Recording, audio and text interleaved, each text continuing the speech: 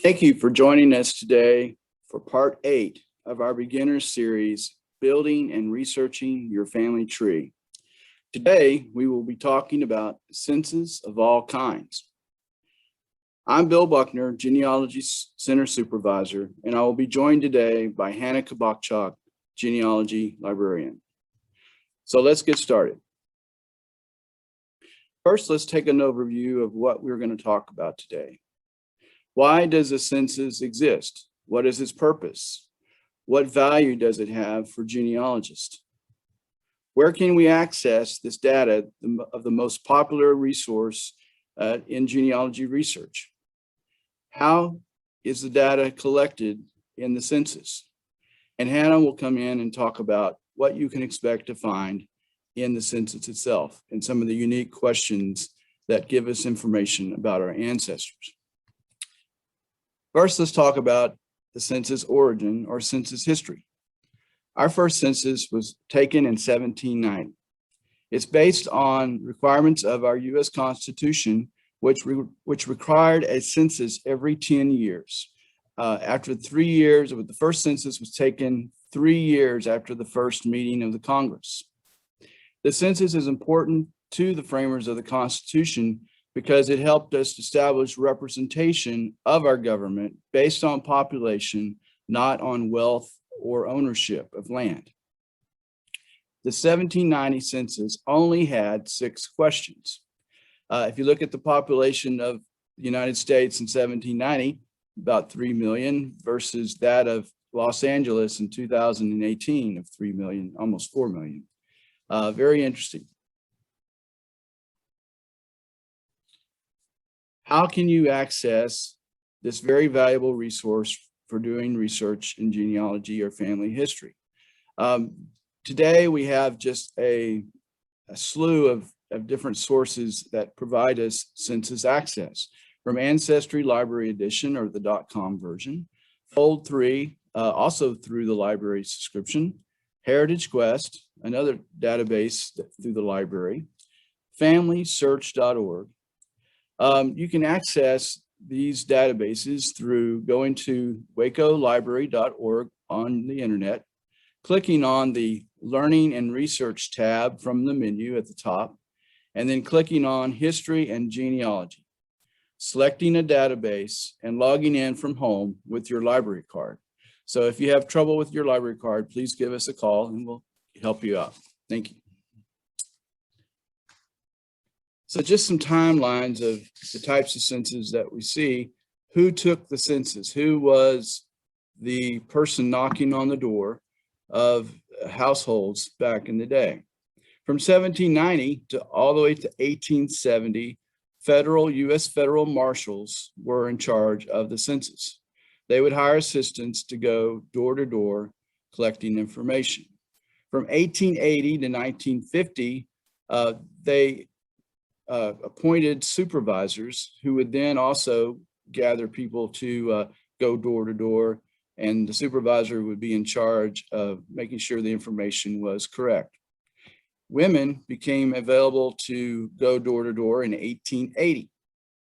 From 1960 to 2010, you may have experienced getting a flyer or a form through the mail, and that's the primary way information has been gathered. In 2020, just last year, the census was taken primarily by collecting it online. So who were these people, these enumerators, these people that went door to door? They had instructions to actually, they had to ask. So there were instructions of how to fill out these forms. And as you start using the census, you will want to read these instructions. Every year is different. The questions every year are different. And so you want to be able to read those instructions along with the census forms or census data so that you understand completely how the census enumerator encoded the census. So you can access through the census.gov website. So why read these instructions?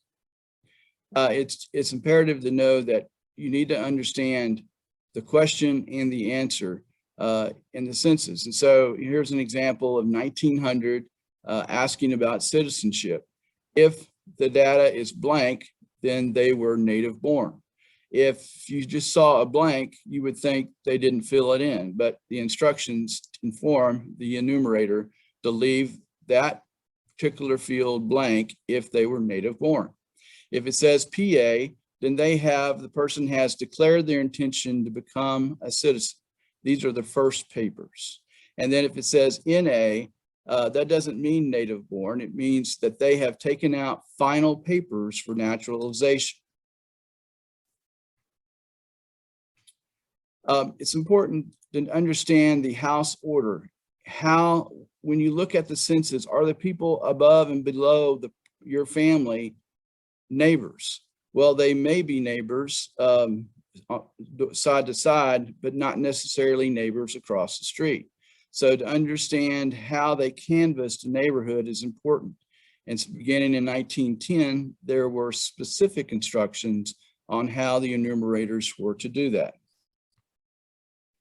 Also, by reading the census, understanding on the side what the street name was, what the address was, that was the area here where it says 412, 416, that's the house address.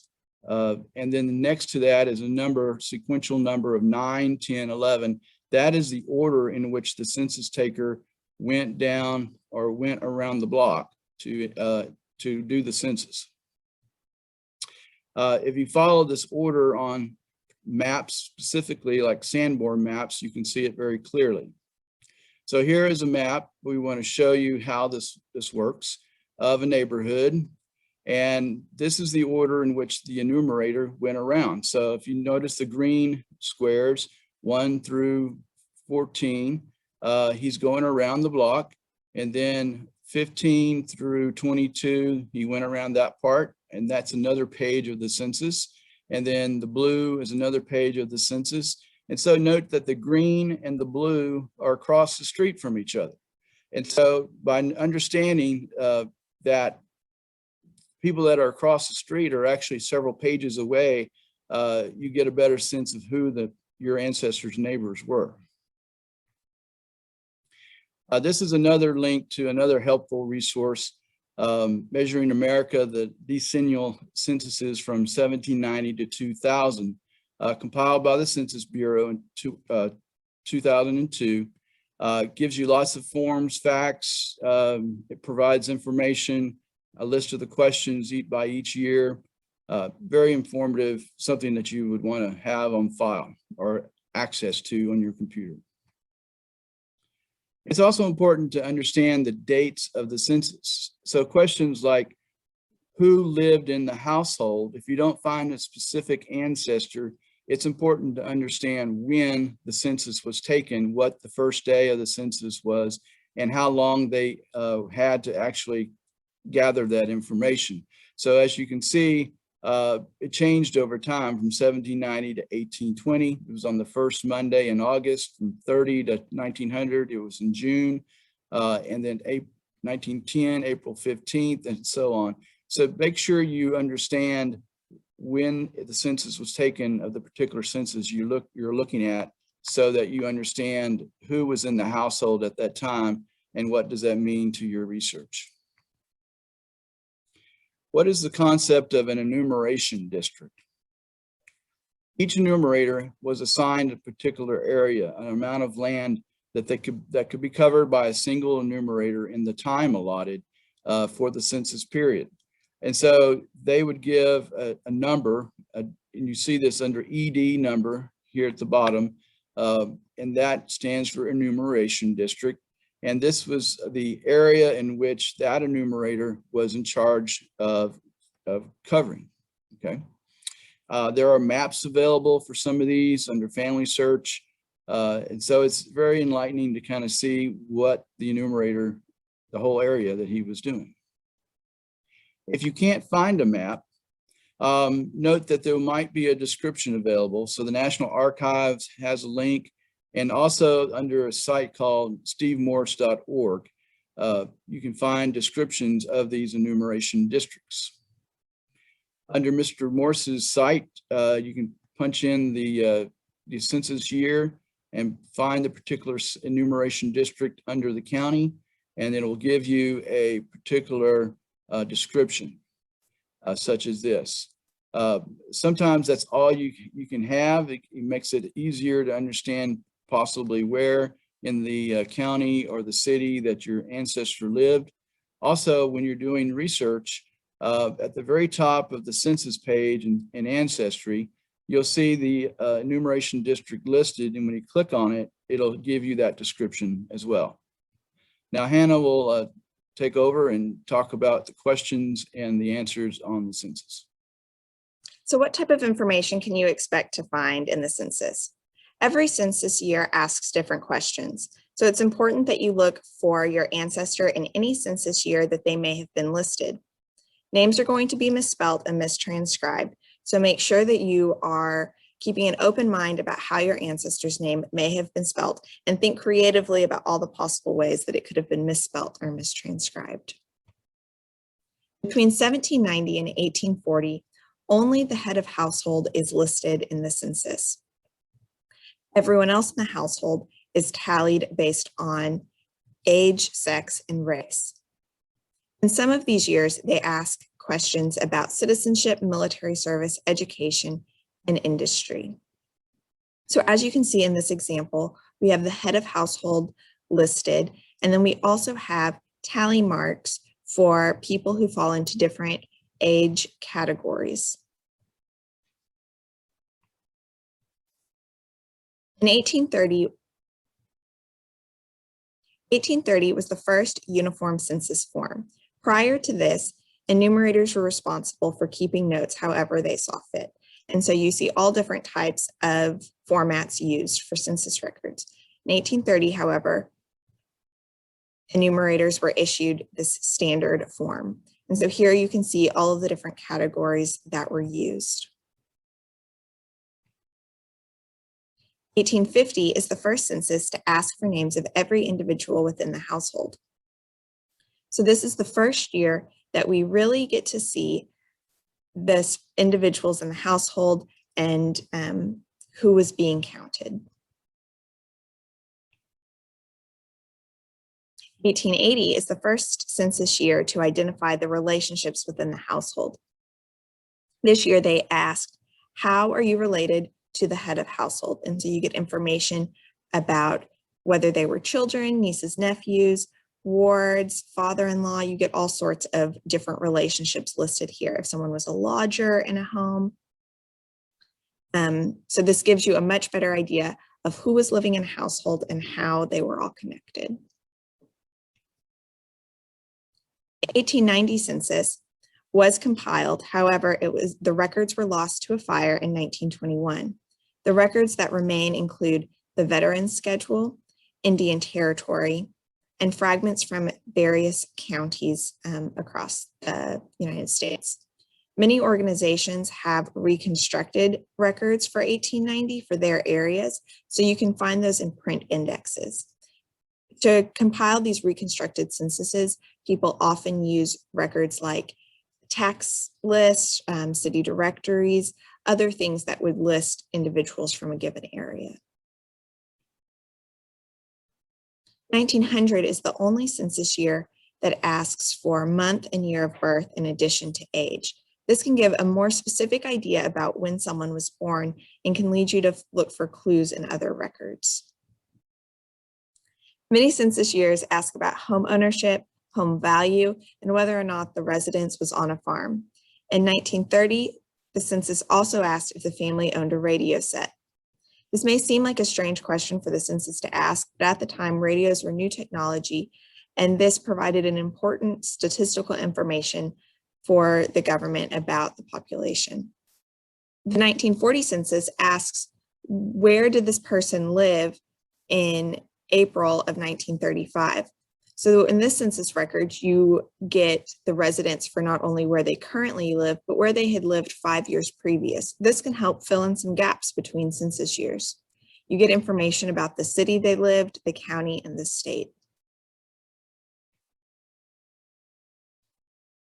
For most census years, It's unclear who was the person who answered the questions for the enumerator. You don't know if it was someone in that household, one of their children, possibly a neighbor. You really don't have any idea. And so sometimes when you see discrepancies between census years, it's hard to know how reliable that information was. But in 1940, we are able to see who answered the questions for the census enumerators. The individual who answered the questions is indicated by a circle with an X in it next to that individual's name. So you see here in this family, Catherine and Robert Jr. both helped answer questions for the census enumerator. The census is kept confidential for 72 years. That means currently, as we record this video, the most recent census that we have access to is 1940. But on April 1st, 2021, the 1950 census is scheduled to be released. Here's an example of what that form looks like. You can also find blank forms of other censuses from the links below. These links are also in the handout. The benefit of printing or looking at these blank census forms is sometimes the questions at the top of the census pages that you find your ancestors on are really dark or blurry and difficult to read. But if you pull up a blank form for that year, you can more clearly see what the questions are asking, so you can understand what information is in each column. You can also create your own transcriptions of census records so that they can be easier to read. In addition to the population schedules, various supplemental forms were used between 1850 and 1880. The goal of this was to gain statistical information about the population. Here are some examples of the different schedules that were used. They include slave schedules, mortality, agricultural, manufacturers and industrial schedules, social statistics, and the dependent, defective, and delinquent classes, also referred to as the DDD schedules. The availability of these schedules varies by year and location. The slave schedules are available for 1850 and 1860. Names recorded on these schedules are the name of the slave holder, not the individuals that are being counted. The name of the slave holder is listed, and then the information about the age, sex, and race of the individuals is listed as well. So if you're researching ancestors who were enslaved, it's important to also identify who the slave holder was and research that family as well, because that will lead you to more information. The mortality schedules were completed between 1850 and 1880. This schedule asks who died in this household within the past calendar year. All individuals, including those who were enslaved, are going to be listed by name on this census with their age, sex, and race listed. In some years, they also ask about the place of birth, and then you will get information about the month they died and the cause of death. The agricultural census was completed between 1850 and 1880, and it lists the names of the farmers who owned the land, and it asks about the land, the crops, the livestock. So you get information about how many acres were farmed, what the value of that land, what the value of the livestock was, what types of animals or crops they used.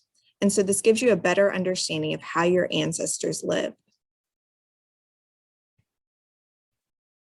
In 1880, the dependent, defective, and delinquent class schedule was created. If you're looking at the population schedule, look in columns 15 through 20 for a clue that your ancestor or person you're interested in may be listed on the DDD schedule. If there's something recorded in one of these columns, there's a good possibility that they are going to be listed on this schedule. These columns ask for information about individuals who are sick, blind, deaf or dumb, idiotic, insane, or crippled. Here's an example of what the DDD schedule looks like. So this is going to be a separate form that you find. And here we can see that Edney Murphy, who we had seen on the previous page, as being blind is listed. And we get information about where she lives and also how she became blind. So you find out if it was caused by a disease, by an injury, if it was a condition that someone was born with. If a person is living in a hospital or some other type of school or institution, you'll also see information about where they're originally from on this page. In addition to the U.S. federal census, there are census records that were compiled by individual states. These are going to vary by year and by state. This book, State Census Records by Ann Lanehart, is the best resource for finding what census records exist for individual states. We have 2 copies of this here in the Genealogy Center, and the call number is 929.3 Lanehart. So as you use census records, remember these strategies. Review the enumerator instructions because understanding how questions were asked is important. Try a variety of name and spelling combinations. Look for every census available in a person's lifetime because every year they ask different questions. And the 1950 census will be available in 2022. If you have any questions or need help with your research, please reach out to us. We're happy to help. We're located at 5301 Bosque Boulevard in Waco, Texas, and you can call us at 254-750-5945 or send us an email at wmclgenealogycenter@wacotx.gov. Thank you. Good luck with your research.